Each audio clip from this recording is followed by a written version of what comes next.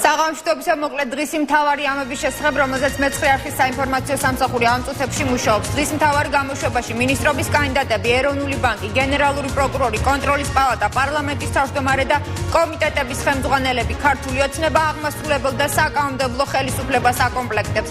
მინისტრთა კაბინეტში დარჩენილი 7 ვაკანტური პოსტი 9 საათზე და დავალებები მისცა ივანიშვილმა ახალ მინისტრთა კაბინეტს და რა გეგმები აქვს თავად მინისტრობის კანდიდატებს.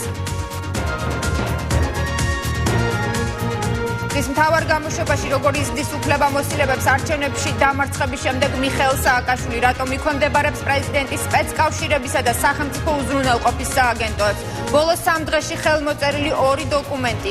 სააკაშვილის ბრძანებით აღმასრულებელი ხელისუფლება კონფიდენციალურ ინფორმაციაზე კონტროლს კარგავს. იხურება პრეზიდენტის ადმინისტრაციის ხარჯებით.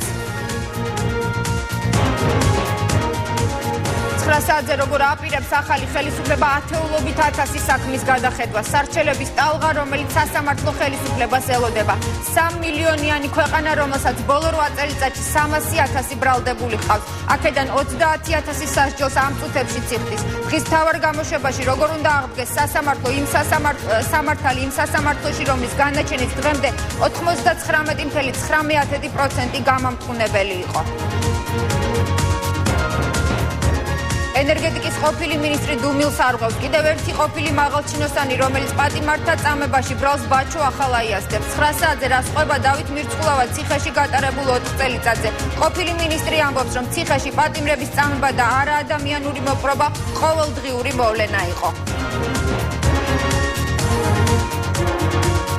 ეს და დღის სხვა მთავარი ამბები 9 საათზე მეცხრე არხზე დაელოდეთ დღის მთავარ გამოშვებას. დროებით.